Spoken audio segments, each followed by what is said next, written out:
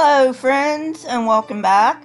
Today we will be looking at the anthropology of religion. Basically, if you want to know a secular study of religion, anthropology is the field that you want to go to. Yes, psychology does have some of it, but anthropology really has much of it. Anthropology is the study of societies, prehistoric to modern, whose aim is to classify, describe, and explain these societies. As such, study of religion is crucial to anthropology. For the most part, the religious in the West feel they have the right religion, and this leads to religious intolerance. The anthropological approach to religion, as with everything, is not to verify or falsify, but to scientifically study the rich diversity of religion. At this point in time, it will be helpful to have a working definition of culture. Culture is the learned and shared ideas and behaviors and products of those behaviors in a given society. We all have culture.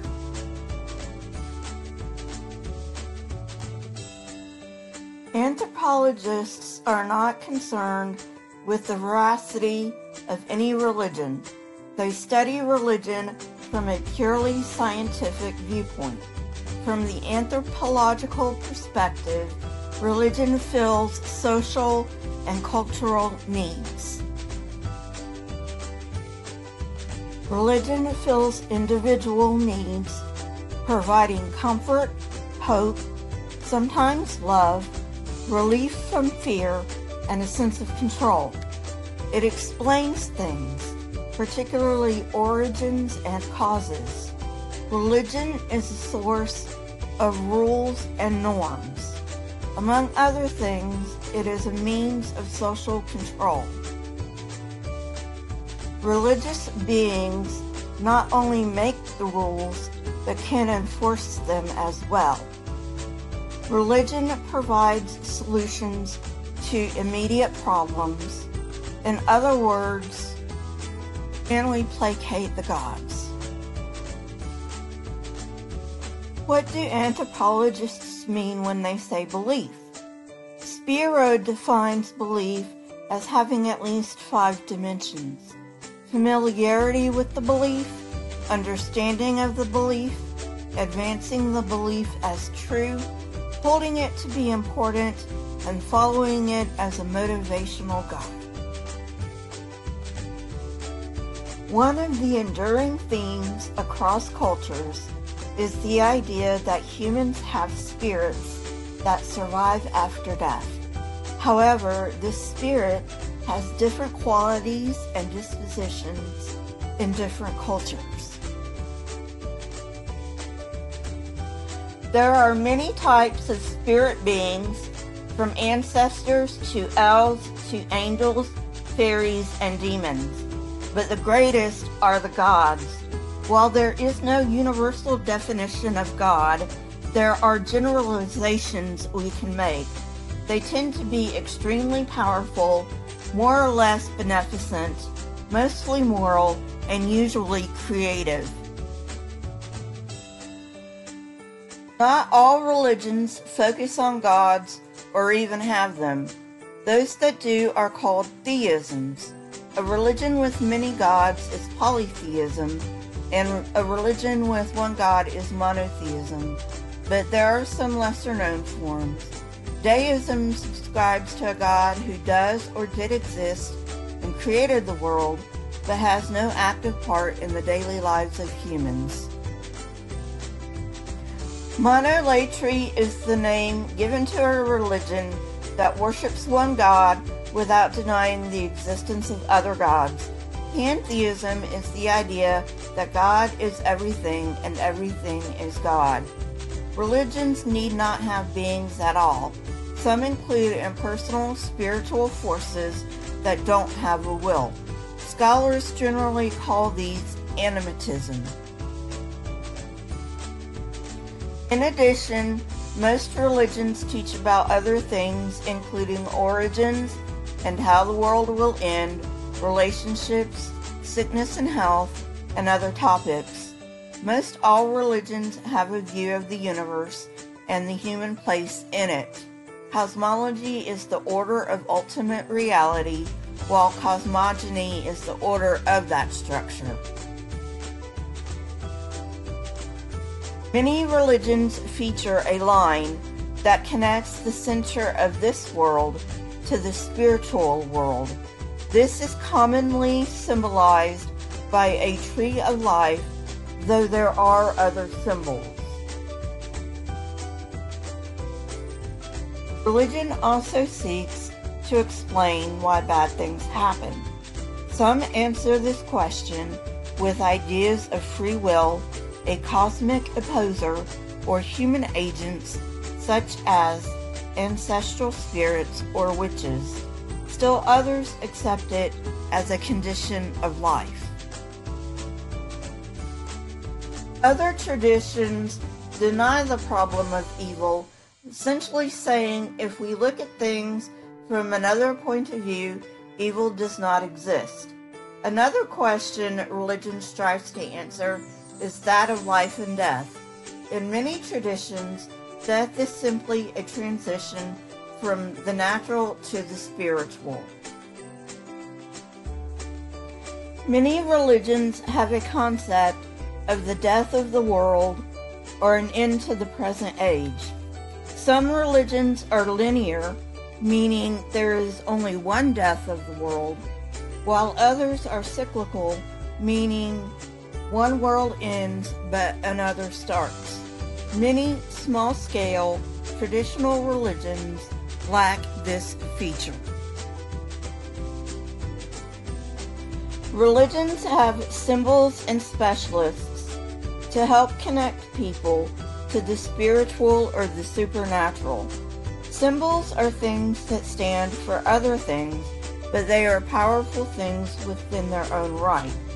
Symbols are more or less arbitrary, and the same symbol can stand for different things at different times.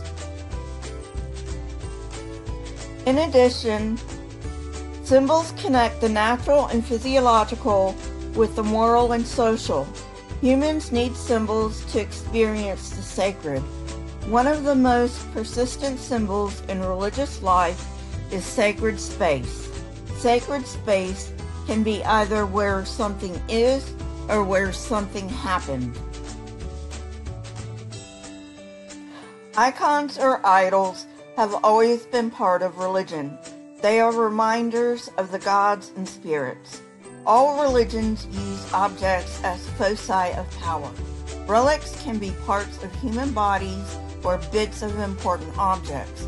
Amulets are used by people for protection. In many societies, masks are used in ritual and reenactment. Another thing all religions have in common is leaders. These specialists vary greatly in ability, practice, and beliefs. One type of religious specialist is the shaman. Other specialists include priests, oracles, prophets, monks, sorcerers, and witches. In addition to focus objects, most religions also have ritual objects such as candles or altars. Every literate religion has a set of sacred texts. In some instances, the texts are made available to all believers, while other texts are made available only to a chosen few. Religious language is made up of myth, prayer, incantations, songs, proverbs, and liturgies. We tend to pay more attention to the content of myth than anything else, but we should also pay attention to how things are said and what the myth is meant to achieve. A myth is a story involving gods, spirits, and other religious beings. Myths try to portray eternal ideas in ways we can understand. From this perspective, events in myth are not events at all, but are typical or ideal conditions that happen or should happen all the time. 6 common motifs recur in many mythologies and societies: a flood element, a monster slaying element, an incest element, sibling rivalry element, castration element, and an androgynous deity. Definitions of ritual vary, but Victor Turner defines it as, quote, prescribed formal behavior for occasions not given over to technological routine, having reference to believe in mystical beings or powers, end quote. Religious rituals are interactions in which the partner is supernatural, implying that these beings or forces are social within speaking or hearing range. They pay attention and they respond. There is uncertainty as to whether the supernatural entity participated, and this leads to greater formality and compulsion. Although rituals are diverse, Wallace believes they can be broken into 13 elements: prayer, music and dancing, physiological exercise including mortification, exhortation, myths, simulation, power, taboos, feasts, sacrifice, congregation, inspiration, symbolism, and symbolic objects.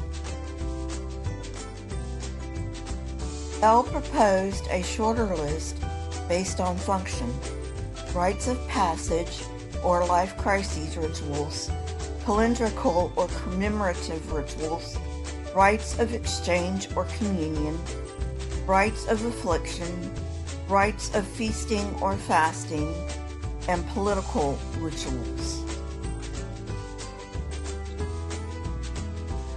Wallace divided rituals into technical, therapeutic or anti-therapeutic, salvation, ideological, and revitalization.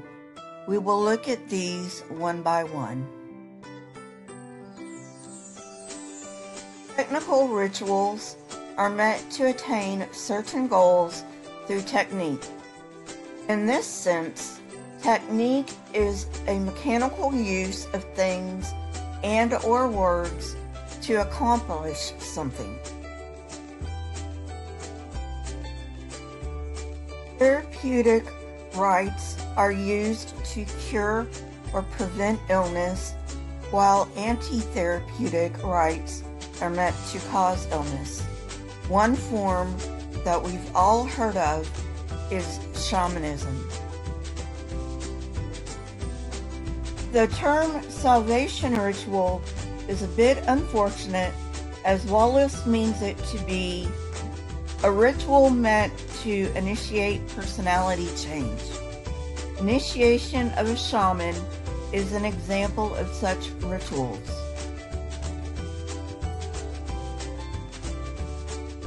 Ideological rituals are those of social control in which persons, groups, or society are influenced and manipulated. These rituals structure social reality and orient persons to that reality.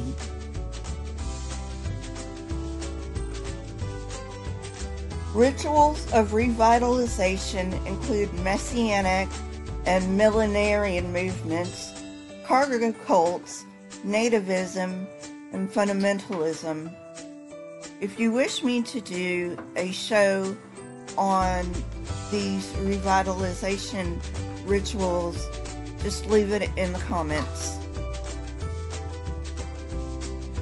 I may be doing more of these. I honestly don't know.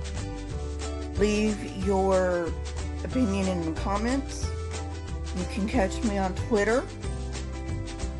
And remember to stay curious and never be afraid.